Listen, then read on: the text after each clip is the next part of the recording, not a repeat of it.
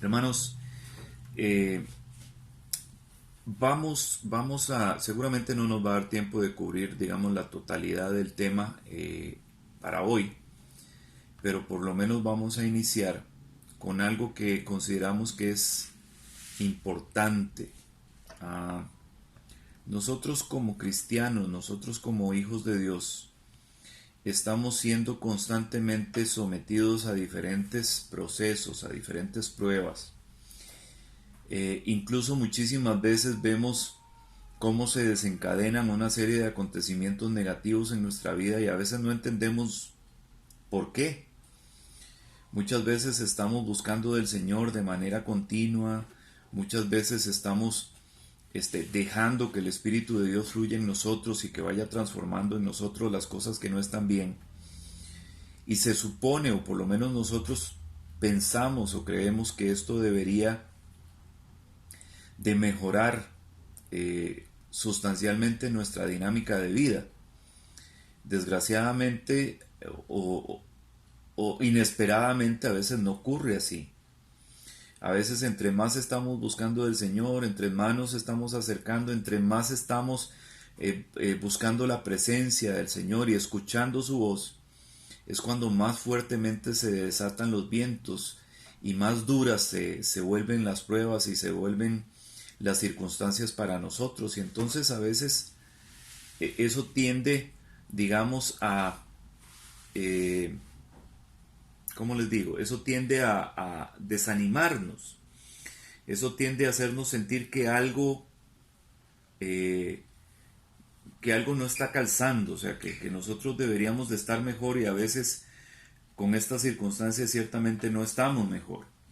Entonces, desde esa perspectiva, eh, queremos tocar un tema que en algún momento habíamos mencionado, pero tal vez es un buen momento para repasarlo.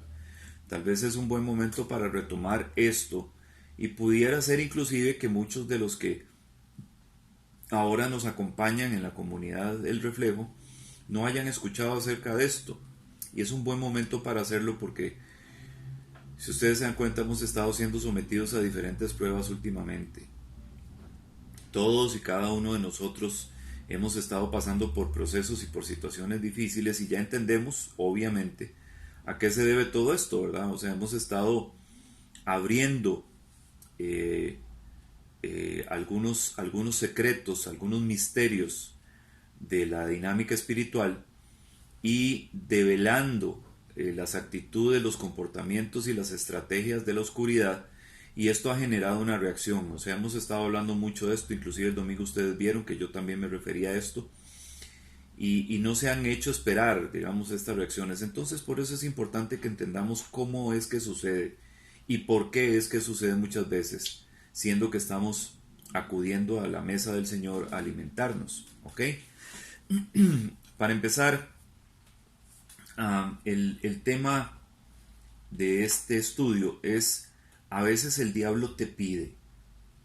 O sea, a veces el diablo tiene la osadía de ir delante del Señor a pedir autorización para atacarnos, para someternos a diferentes pruebas, a diferentes procesos. Y Dios permite eso. Eh, bueno, para que lo veamos en forma más directa y de una forma más clara, vamos a leer lo que dice el libro de Job en el capítulo 1 y los versículos 10 al 12. Yo creo que si hay alguien que pueda a lo largo de la historia bíblica eh, mencionar un proceso largo y desgastante para sí mismo, para su vida, pues es Job. O sea, tuvo una serie de circunstancias dificilísimas que le provocaron mucho sufrimiento, mucho dolor físico y mucha angustia. En el libro de Job, en el capítulo 1 y los versículos 10 al 12, dice lo siguiente. Este es Satanás, Luzbel, directamente hablando con Dios acerca de Job. Dice: ¿no lo tienes tú a cubierto de todo mal por todas partes? así a él como a su casa y a toda su hacienda? ¿No has echado la bendición sobre todas las obras de sus manos, con lo que se han multiplicado sus bienes en la tierra? Mas extiende un poquito tu mano y toca sus bienes, y verás cómo te desprecia en tu cara.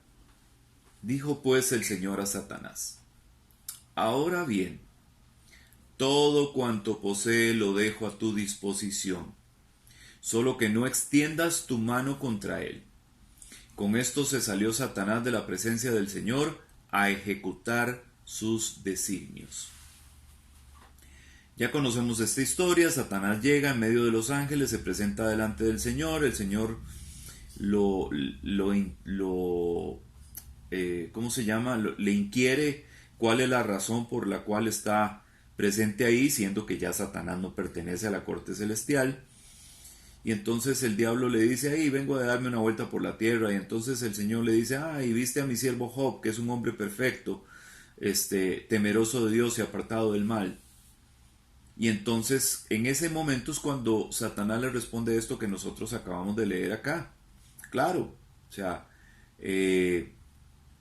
Job hace eso que vos decís porque lo tenés cubierto, porque tenés un vallado de protección alrededor de él, porque no dejas que nada ni nadie lo toque. Prospera, toda su hacienda está bien, o sea, su vida está bien, su salud está bien, todo está bien. Entonces en resumen le dice Satanás: pues di, así cualquiera, pero dame la oportunidad de extender un poquito, dice más, extiende un poquito tu mano, o sea, dame el chance de que lo toque, de que pueda hacerle algún daño, y yo te aseguro que Job va a dejar de respetarte y va a dejar de adorarte y va a dejar de ser tan perfecto y tan bueno como vos decís. Entonces el Señor autoriza a Satanás a hacer esto. ¿Qué significa? Significa que cuando el diablo tiene alguna intención para con nosotros, o sea, cuando el diablo quiere ejecutar algún plan siniestro en nuestra contra, cuando él tiene una estrategia definida, no puede ejecutarla sin la autorización de Dios. Aquí está muy claro, o sea, aquí claramente dice que Satanás tuvo que ir delante del Señor a pedir autorización para poder atacar a Job. Y el Señor tuvo que quitar ese vallado que protegía a Job para que Satanás pudiera dañarlo, para que Satanás pudiera perjudicarlo. O sea, ciertamente lo que Satanás estaba diciendo era cierto. O sea, Dios había formado alrededor de Job un vallado, una cerca protectora, espiritualmente hablando, que no permitía a nadie poder tocar a Job ni nada de lo que a Job le pertenecía. Entonces Satanás pide autorización para poder ir a atacar, para poder ir a dañar a Job, y Dios se lo permite. Dios le da el permiso, la autorización para que lo haga. Ya la historia la conocemos, o sea, todo lo que Job tuvo que sufrir. Y lo más duro de esto, lo más difícil de esto, es que Job sufría en ignorancia, porque él no sabía qué era lo que estaba pasando. Yo creo que a todos nosotros nos sucede algo parecido, ¿verdad, hermanos? Muchas veces somos atacados y muchas veces somos dañados y muchas veces nos roban algo y nos hacen injusticias y vienen una serie de circunstancias malas y difíciles y uno no entiende por qué está pasando. Uno no logra explicarse por qué estas cosas malas están sucediendo. Incluso en la antigüedad en Israel, cuando a una persona le estaba yendo mal, en cualquier área, en enfermedad, económicamente, lo que fuera, principalmente en el área de la salud, cuando a alguien le estaba yendo mal, existía la creencia de que era porque estaba en pecado, porque algo malo estaba haciendo, o sea, algo malo tenía que estar haciendo esta persona, y por eso de alguna u otra forma Dios lo estaba castigando. Sin embargo, ese no es el estilo de Dios. Esa no es la forma en que Dios hace las cosas. Dios quita la protección, pero Él directamente dañar, Él directamente perjudicar, Él directamente hacer algo en contra de sus hijos o de sus criaturas, no. Él lo que hace es quitar, o sea, retirar la protección, y esto de alguna u otra forma deja autorizado a la oscuridad, a Satanás, poder hacer estas cosas. Entonces, el diablo no puede tocarnos sin una autorización de parte de Dios. Y si Dios permite, si Dios autoriza eso, Él sabe por qué lo está haciendo. Puede ser que sea porque hay un proceso que nosotros tenemos que pasar de entendimiento, de fortalecimiento de nuestra fe, porque tal vez necesitamos aprender a depender de Dios y no lo hemos hecho todavía, no lo hemos querido hacer. Tal vez porque el Señor necesita quitar algo de nuestra vida que nosotros no hemos querido soltar, y entonces a través de este proceso, a través de este permiso, de esta autorización que le da Satanás, eso termina siendo retirado, termina siendo quitado de nuestra vida. Pudiera ser que a través de esta prueba, de esta tentación o de esta situación mala, Dios nos está preparando y fortaleciendo para algo que tendremos que enfrentar en el futuro, como un entrenamiento, porque Dios también usa estas cosas como entrenamiento. Entonces, siempre el Señor tiene la amabilidad, tal vez no en medio del proceso, muchas veces después, de darnos una idea de cuál era el propósito o de por qué pasaron ciertas circunstancias, y nosotros en el futuro llegamos a un entendimiento de esto. En el caso, por ejemplo, de Caín, cuando Caín estaba siendo sometido a las ideas malas que tenía en su cabeza, Dios le habla a Caín, interviene, le advierte a Caín de lo que está pasando, del proceso que está sucediendo en su mente, y que es necesario que él se sobreponga, que él pueda dominar sobre esa situación para que esto no vaya a generar un mal mayor. ¿Cuál era el mal mayor? De matar a su hermano. Vea lo que dice Génesis en el capítulo 4 y los versículos 6 y 7. Dice así: entonces el Señor le dijo, ¿por qué te enojas y pones tan mala cara?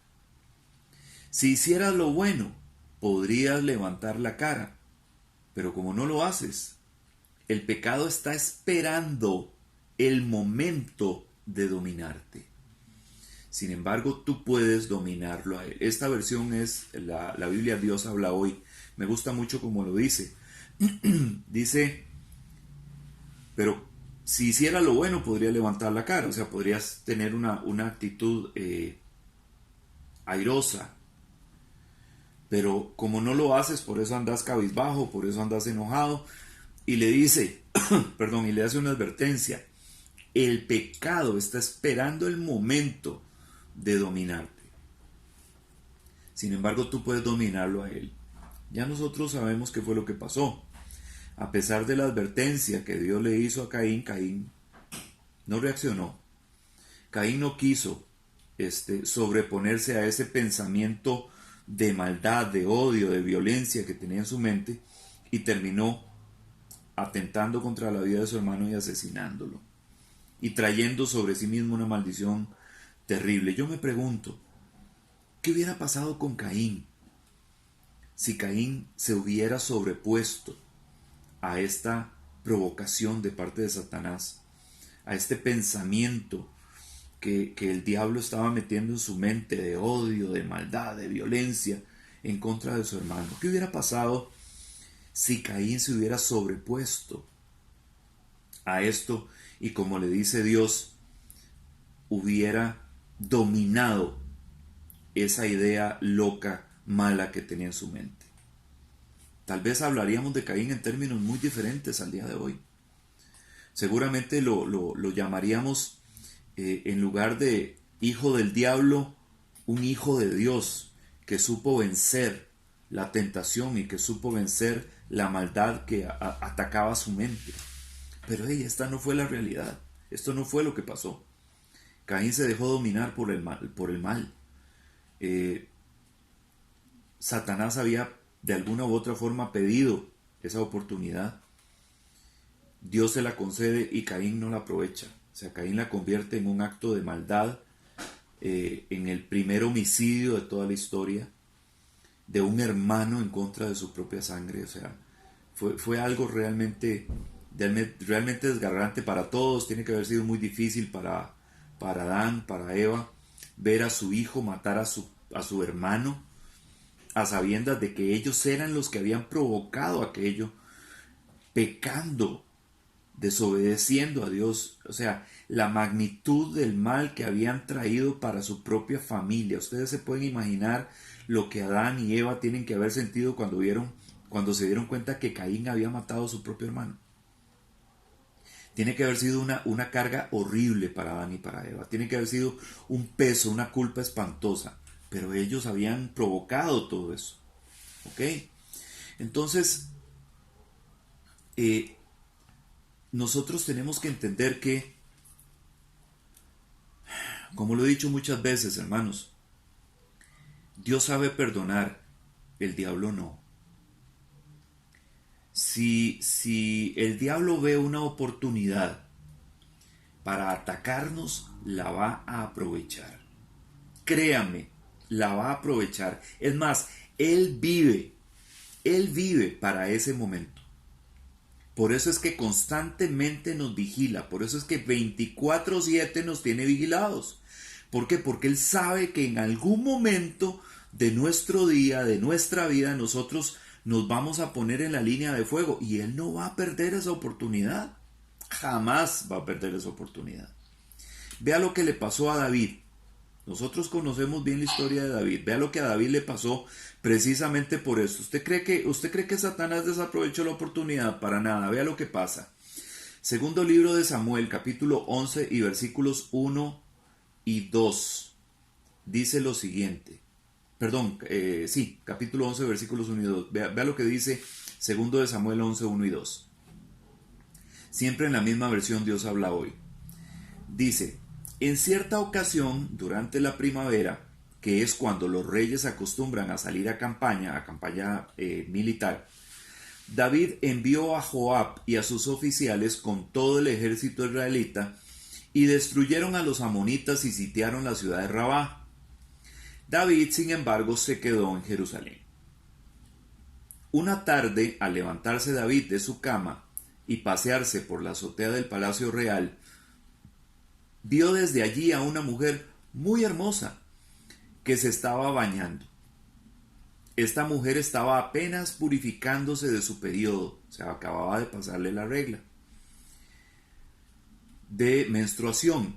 David mandó que averiguaran quién era ella y le dijeron que era Betsabé, hija de Eliam y esposa de Urías el hitita. David ordenó entonces a unos mensajeros que se la trajeran y se acostó con ella. Después de lo cual ella volvió a su casa. En 2 de Samuel, capítulo 11 y el versículo 27 dice: pero después que pasó el luto, David mandó que la trajeran y la recibió en su palacio, la hizo su mujer y ella le dio un hijo, pero al Señor no le agradó lo que David había hecho. Ya conocemos la historia de David y Betsabé, ¿verdad? Pero, ¿qué fue lo que generó esto? ¿Qué fue lo que propició esta circunstancia en particular? La pista la encontramos nosotros en el versículo 1 del capítulo 11 de 2 de Samuel, donde dice que durante la primavera era cuando los reyes acostumbraban a salir a campaña. David era un rey guerrero, era un rey militar. Entonces, por aquella época todos los reyes acostumbraban a ir a la guerra junto con los ejércitos. Y entonces durante la primavera era el periodo en que los reyes hacían esto, pero David decidió no ir. David decidió quedarse en su palacio en Jerusalén. Entonces dice que una tarde se levanta David de la cama, seguramente estaba echándose una siesta o algo por el estilo. David se levanta de la cama y se va como a una terraza que tenía en el palacio. El palacio probablemente era una edificación con cierta estatura, con cierta altura, y entonces desde la azotea, desde la terraza del palacio se miraba hacia abajo y probablemente el vecindario, ¿verdad? Y entonces dice que mientras él está en la azotea, mira hacia abajo a una mujer muy hermosa que se estaba bañando. Resulta que Betsabé era una mujer muy guapa, ¿ok? Y cuando David está paseándose por la terraza, ve a donde Betsabé se está bañando completamente desnuda, obvio, ¿verdad? Entonces, en lugar de David dar media vuelta, taparse los ojos y voltearse para otro lado, David lo que hace es continuar viendo a aquella mujer, aquella hermosa mujer.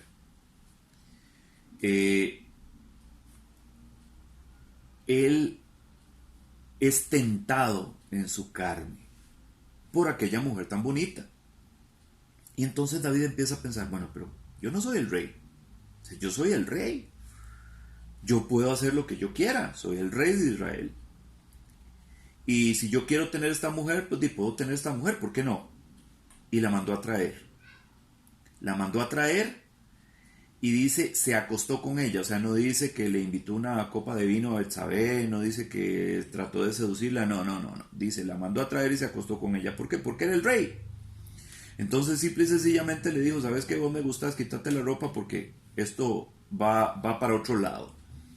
Y sucedió. Resulta que la mujer era casada.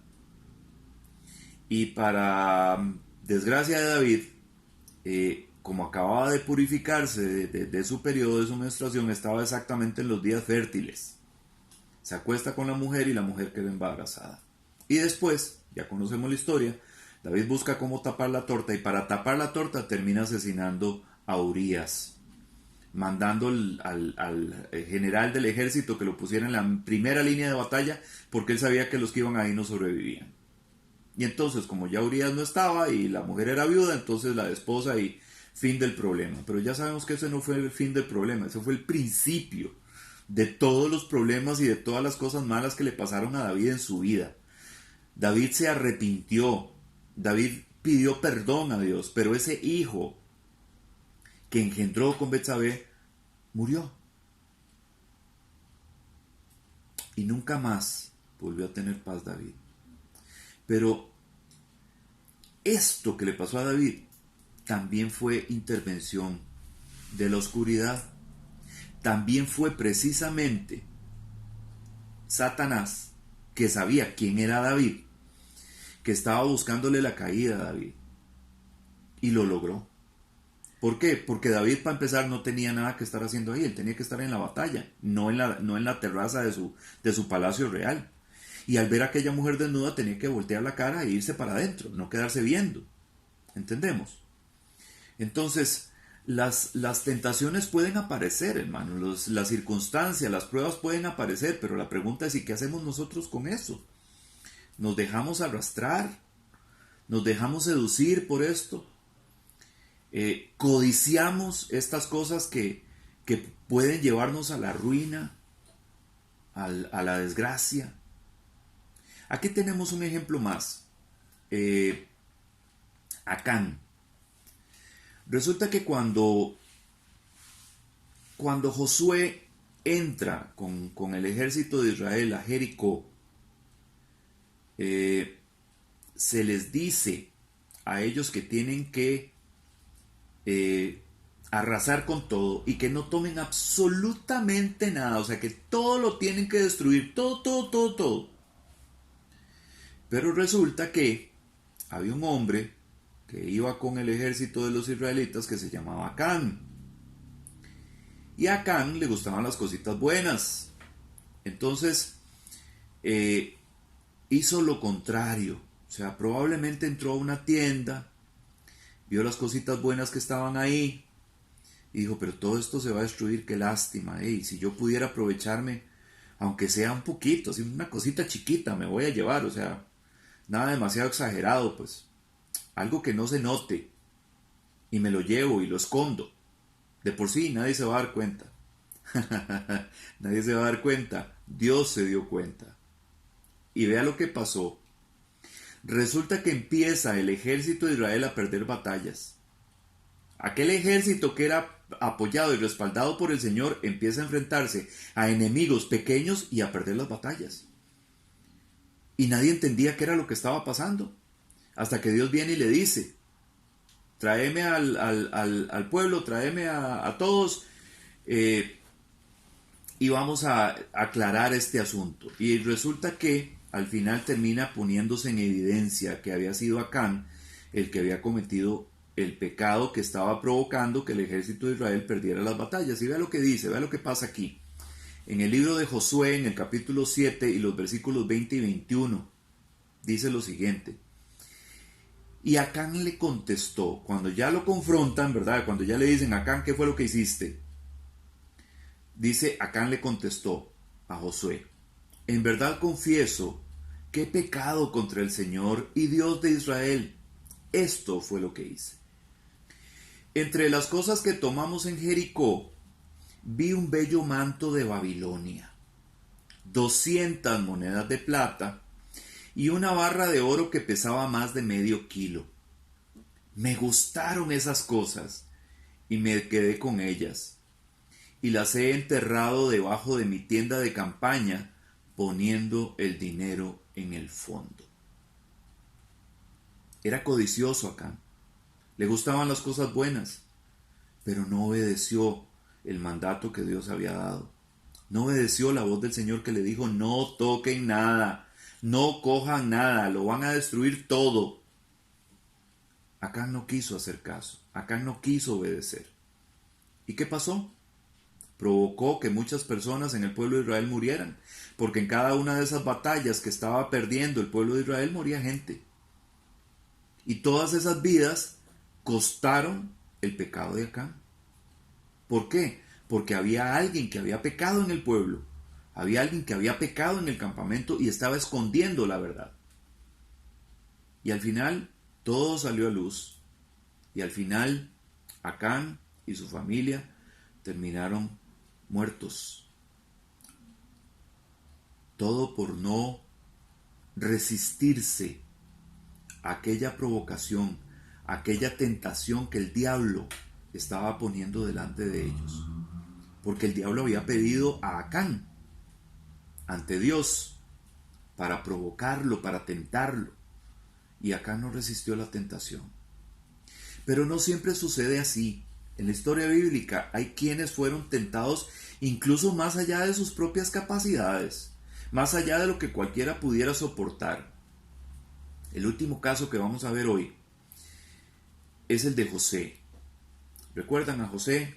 De las 12 tribus de Israel, uno de los hijos menores de Jacob con su esposa Raquel. Ok, José había sido vendido por sus hermanos porque no les caía bien, no lo soportaban, lo tenían atravesado, y entonces lo que querían era matarlo, y uno de los hermanos, Rubén, dice, no lo matemos, vendámoslo como esclavo.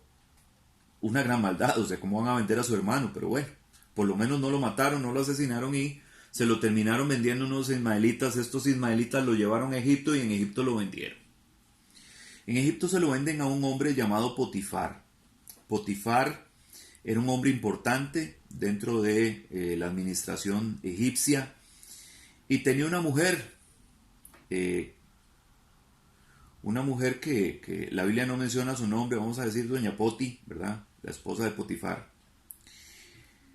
Y esta mujer era una necedad con José, porque resulta que José era un hombre muy guapo. Vea lo que dice Génesis 39:7. Génesis 39, vamos a leer del 7 al 10. Dice así: José era muy varonil y de buena presencia, o sea, era un hombre guapo y machín, ¿verdad? Bien guapo, bien guapetón. Dice, algún tiempo después la esposa de su amo puso sus ojos en él y le dijo, acuéstate conmigo. Pero José se negó y le dijo, Mi Señor confía tanto en mí que no se preocupa para nada de lo que pasa en la casa. Y ha puesto en mis manos todo lo que tiene. Aquí tengo tanto poder como Él. Nada me ha prohibido excepto a ti, porque eres su esposa. ¿Cómo pues voy a cometer un mal tan grande y pecar contra Dios? Y aunque ella insistía día tras día, José se negó a acostarse a su lado y a estar con ella. ¿Qué pasó? Como José no quiso, lo terminó acusando. Falsamente, injustamente. Pero ¿cuál es el punto aquí? José resistió. Doña Poti tiene que haber sido una mujer guapa. Las egipcias se maquillaban y se presentaban bonitas y era la esposa de alguien importante, o sea que tenía dinero para poder verse bien. Pero José resistió la tentación. A pesar de que el diablo lo había pedido, José pudo obedecerle a Dios y tomar en cuenta que él no podía pecar de esa manera contra Dios. Hermano, la próxima semana ya se fue.